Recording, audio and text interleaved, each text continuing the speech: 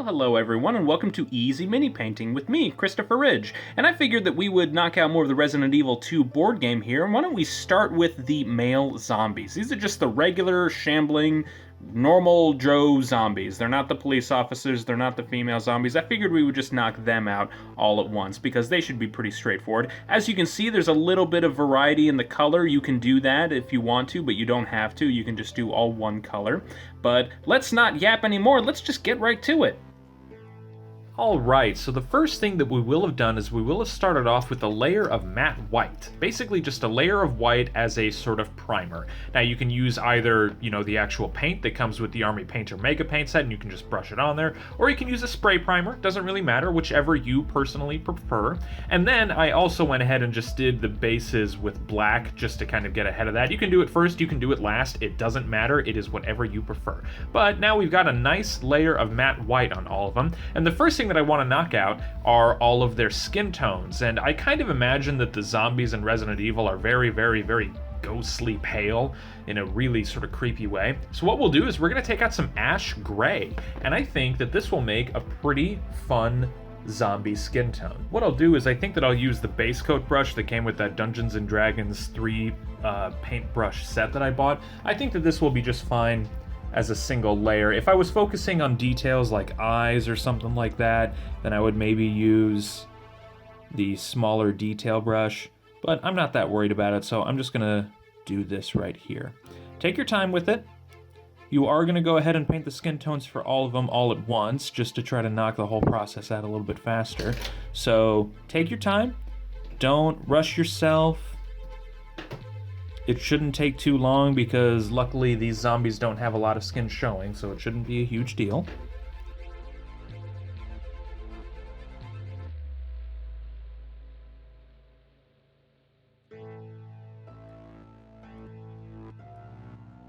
Alright, a little bit something like that, easy as that. So like I said, you're just going to get a nice even gray skin tone across all of the zombies just like that. Make sure that you get the holes on all the clothes. There are like some holes in the jeans there, and as well as the shirt. And yeah, just make sure that you get a nice even coat on all of them. So just go ahead and knock them all out like that.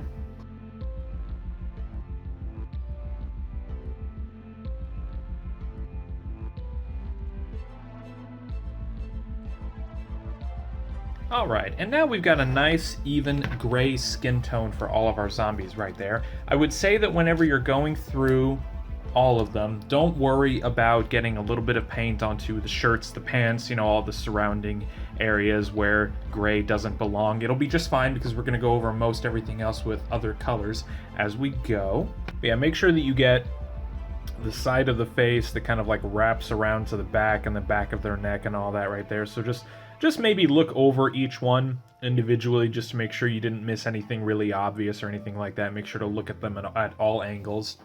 Make sure that everything is all hunky-dory, and I think that we're in good shape. So we are going to move on. So the next thing that we can address is the idea of like uniformity.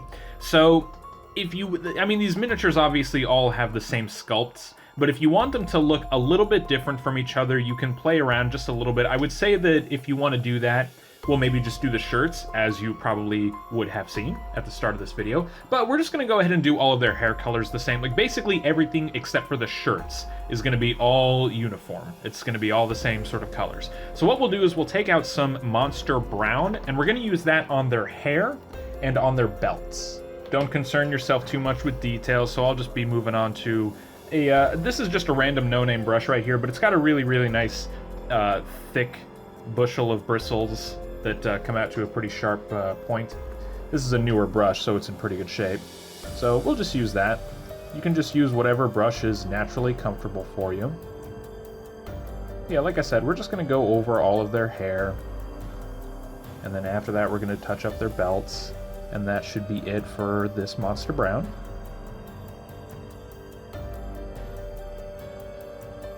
I would say that when you're going over the belts, just go ahead and go over all of the belt buckles. The belt buckles are really well detailed, actually. The sculpts on them are pretty prominent, but I wouldn't worry about it. I think that if you just kind of make it the same color as the rest of the belt, it'll look just fine after we apply our Quickshade at the end of everything. If you want a little bit of extra credit, you can go over the belt buckles with like a you know, a silver or gold or bronze or, you know, whatever sort of metallic color that you want. But I don't think that you would have to worry about that. And if you just want to get your miniatures table ready and have them look pretty good without having to spend too much time on them, I think that you don't need to worry about the belt buckles. All right, and another thing that you may have noticed there too is that I went over all of the belt loops. Don't worry about that because we'll go over them with the color that we're going to use for their jeans later on. So yeah, there you go. You just got a nice coat of brown for their hair and their belt buckles, and that will be just about it. Yeah, so that'll be it for that first one, and we're just going to do that for all 4 of them.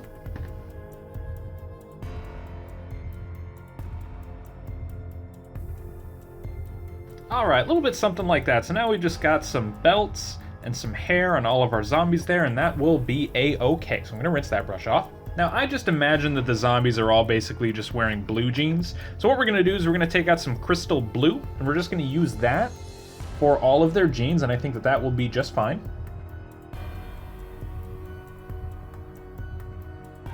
I started with the belt loops there. I think that it's going to be easier to just start with the small details and then work your way to the larger details. I think that that will just be a little bit easier on your brush, on you and your patients, and all that kind of stuff. So yeah, I would say that if you can, just start with the belt buckles for all of them, knock them out, and then just move on to the rest of the pants.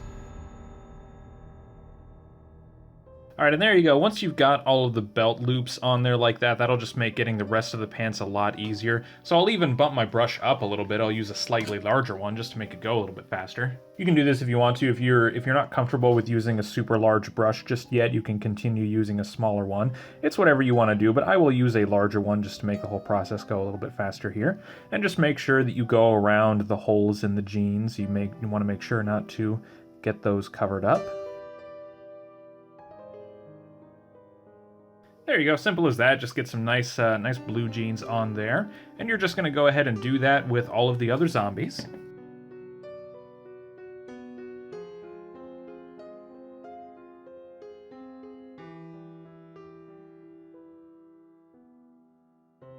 All right, and there you go. So now we've got some blue jeans on all of our zombies. And now we're going to get started on all of their t-shirts that they're wearing. And yeah, like I said, this is where the sort of lack of uniformity can sort of come into play. And what you want to do when you're choosing different colors is just make sure that you're choosing like tones or shades that are similar but different. So basically, we're just going to use varying dark colors. And to start, we're going to use this Crusted Sore. Which is a delightful name for a paint, I must say. It's kind of like a dark reddish purple kind of thing. So we're going to use that for one of them. We'll go back to using this slightly smaller brush, I think.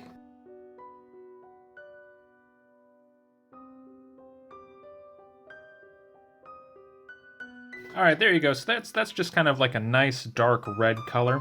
And then when we go over everything with the Quickshade later on, it'll be even darker. Next up, we're going to use a green color, and I think that we can get away with using Angel Green. This is a very dark green color.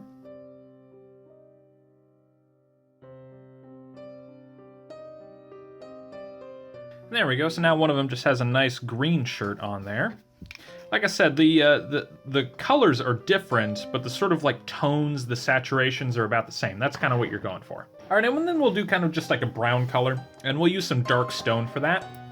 This is the same color that we used for Ada's hair when we painted the survivors. All right, there you go. So that's the dark stone one there. And again, you can kind of see comparison-wise that you're looking for the same sort of shades, just different colors. And then for the last one, we'll use some deep blue. I considered actually initially using this for the jeans, but decided that I wanted to get another sort of shade that was similar to the shades that I wanted for the shirts. And so I decided to use a lighter shade of blue for the pants and a darker shade for the shirts. So now we're just going to go over this one, and then that'll be it for all of our shirts. All right, and then that's it. That's all of our shirts for all of our zombies. And like I said, that will just give you a little bit of variety so you can tell each one apart at a glance. but you've got a little bit of uniformity because, you know, everything else about them is the same, but the shirts are just a little bit different, and that is great. Now, I do want to wait for all of them to completely dry because I had to use some pretty thick coats on the blue and the brown there. So I'm going to wait for those to completely dry before we do our Quickshade, because we're moving on to our Quickshade at this point. So I'm going to give them a couple minutes to dry. I'll be right back. And with that, I think that they are pretty much completely dry now, so they are coming along pretty nicely. Whoop, throwing stuff around. Okay, so now we're going to move on to our Quickshade, and we'll use Strong Tone. It's the same thing that we used for the Survivors when we painted them, and I think that this will do a-okay. And we're just going to use this to generate some shade for all the zombies. After that, we are going to let them dry, and then we are going to do two more things, one of which I'm sure you already know about, and that's that we're going to go over everything with a varnish. But before we do that, we're going to get our zombies nice and bloody, because they look just not very bloody right now. But I want to do that after we do the shade. So go ahead and apply this Quickshade on there.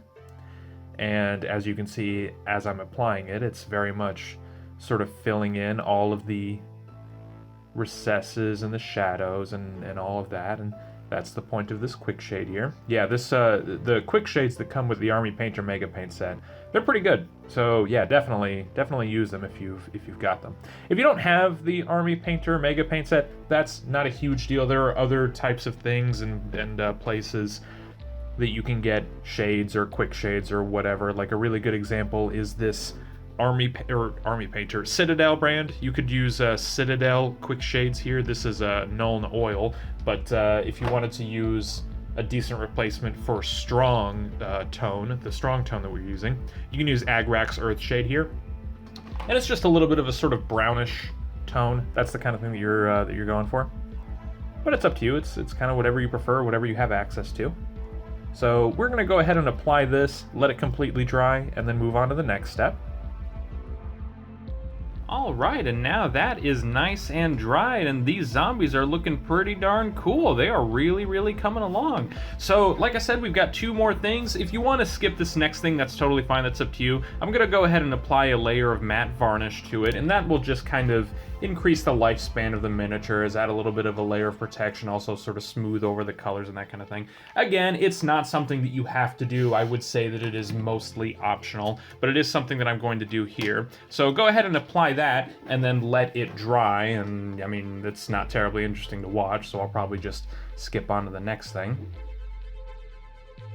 All right, and now our matte varnish is nice and dried. We're gonna move on to the very last thing that we're gonna do, is that we're gonna bloody up these zombies. So we're gonna take out the glistening blood that comes with this Mega Paint set. This is a weird thing. Okay, now, before we get started on this, there are a couple of things that I wanna go over. First off, when you start applying it, don't panic. Because it doesn't, like, it's hard to tell on the camera here because of the coloration of the camera. But when you first, sort of get it out and you get it onto your surface like that, it almost has like more of a pinkish violet sort of look to it, which doesn't seem right. You're like, this is supposed to be wet blood. Why does this look pink or violet or something? But as it dries, it will sort of take the bloody, shiny blood sort of coloration to it. So don't panic when you first see it. The next thing that we want to go over is that when you apply this, the biggest thing to remember about blood splatter is that less is more. Don't go completely hog wild with it. Try to be meticulous. Try to be careful and have just a little bit of restraint. Because if you just go hog wild, you're gonna go nuts, and the miniature will look just like a bloody mess. So it doesn't really matter what brush you use. I'm just going to be using sort of a ratty one that's got, some flayed bristles on there. That's actually the same brush that I was using to do all of my shades and everything. But anyway, so just take a little bit at a time and just apply it very, very delicately, okay? Like I said, you don't want to go hog wild. Just sort of apply it in sort of small amounts. And don't go all over the miniature, too. You're going to be tempted to sort of go over, everything. You just want them to be completely bloody. Well, leave like part of the arms bare. Leave one of the arms bare and the other one bloody. You can bloody up the hands, but try to just do the palms of the hands. Don't do the entirety of the hands, So just remember to have a little bit of restraint when it comes to applying this blood. And don't go too nuts with it, because it can get pretty easy to just make too much and just have it all sort of blend together. All right, like I said right here, you're doing just a little bit at a time. I'm also focusing on the sort of like open wounds, you know, that are on the clothes, the open, you know, the holes and all of the clothing and all that. And you're just going to take your brush and just sort of really lightly, and again, it doesn't have to be perfect. You don't have to obsess over details, but just sort of come downward like this. Just come down, and that will make it look like blood is running down his pants a little bit, just like that. And you can do the same thing with like his mouth. You know, you can go pretty hog wild with blood on the mouth, I would say. That's probably fine, but just sort of come down from there. And, you know, maybe have just a little bit of splatter here and there on like some of the arms.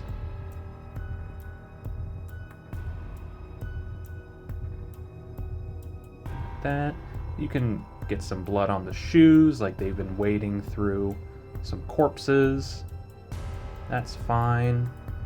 Or tripping over corpses, you know, whatever. There you go. That kind of thing right there. You might get a little bit on like the back or something like that. If you have it all bloody on the front but nothing on the back, it might look a little bit weird. So let's just get a little spot on the back here.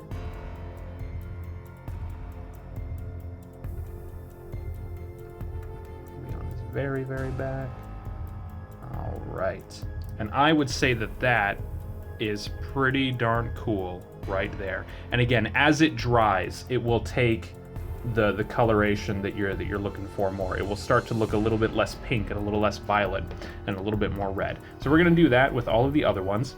The other thing that's worth noting too is that you may be wondering, hey, why did you do this after you already applied the varnish? Don't you want the varnish to be applied over all of the paint? Yes and no. So in this particular case, you would not actually. You want to do this after the varnish, because the varnish is matte. It's not going to have any shine to it, but you want for this blood to look wet and shiny. So if you go over a matte varnish after doing all of the blood on here, then it won't look wet. It'll just look like, you know, paint, or, you know, I mean, like it won't be a huge deal, but it's not going to have the same look. If you want your blood to look nice and wet, nice and runny, nice and splattery and shiny, and if you want the glistening blood that it says on the actual bottle, then don't apply the matte varnish after that. Apply the blood after the varnish. And like I said, don't go too crazy. Just sort of splattering very lightly on different places, just like this. Don't glob it on there. Don't just have huge globs of paint. There you go, and that will look pretty good for that zombie right there. All right, and then we're just going to do that with these two other ones, and then that'll pretty much be it. I will go ahead and just show you everything that I do individually, just so, you know, you can kind of see more clearly what I'm doing for each one. I'm not going to fast forward through this part, because I can understand maybe not being super confident about how you would apply your blood splatter. So if you just kind of want to watch what I'm doing and just sort of try to emulate that, then that's totally fine. Or if you want to just be confident and just say, you know what, I'm just going to go for it, well, then I encourage you to do so. I do want to say too that these tutorial videos are not meant to be like rules. You know, you're not meant to do everything that I do exactly the same. They're more like what you call guidelines, and they're meant to just help you and not necessarily do everything the way that I have to do it, but just sort of to help guide you into doing what you want to do. So like that. Yeah, actually, I realized as I was, I forgot to get the open wound sort of like underneath his rib cage here on these other two. So why don't we touch those up real quick? Just sort of get across and then come down. Yeah, just like that. There we go. That's cool. All right. The same thing for the one in red here.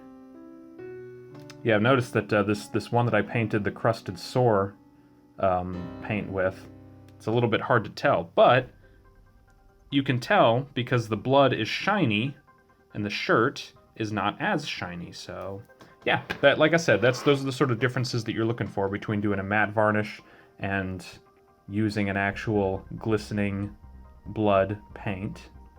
And if you don't have the Army Painter Mega Paint set, pretty much any sort of gloss red will work just fine. However, I will say too, and you know what? I'm not trying to throw shade at Army Painter with what I'm about to say, but this glistening blood stuff is good, but it is not as good as Citadel's Blood for the Blood God. If you have a store like in your area that has Citadel paints and has this thing right here, this is the best, absolute best that you're gonna get when it comes to applying wet blood. Again, not to throw shade at Army Painter, because I love Army Painter, you know, but I will say Citadel has got them beat in this particular regard, because that Blood for the Blood God is fantastic stuff. All right, and we're about finished up here. Get this on the chin of this guy, and then we're gonna call it. That'll do it. I think that will be just fine. Yeah, like I said, less is more. Don't go nuts. Don't just apply blood willy-nilly all over the place, because if you do, it's just gonna look, in a lot of ways, more flat and more distracting and weird. So don't go nuts. Have a little bit of restraint, a little bit of control, and it will look so much better in the end. And that will do it, so there you go. All right, well, there you go, everybody. Those are the zombies, the male zombies from the Resident Evil 2 board game. I think that they came out pretty well. I'm pretty happy with them. And yeah, like I said, you can kind of see that blood sort of takes a little bit more of a bloody red color as it dries. It's still a little bit pink, like on the shoes there, but that's just because we left the shoes completely white. But overall, those are pretty functional. And yeah, like I said, as long as you use similar sort of like tones and saturations, you can use different colors for the shirts to have them look a little bit uniformed, but also, you know, just a little bit individually unique. So that's it, everybody. Thank you all so much for watching. If you liked the video, go and throw it a like. If you want to see the rest of the Resident Evil 2 board game getting painted, go ahead and subscribe to the channel. I think I'll probably knock out all of the female zombies next week. Those are the ones with the sort of like iconic sort of tank top sort of thing, I guess. I don't know. To be honest, I've never played even a single minute of the original Resident Evil 2. I've only played the remake, and even then, that was only for a couple of hours, so I'm not very well versed in Resident Evil, so sorry about that. But yeah, we'll see you next time on Easy Mini Painting. Have a good night, everyone.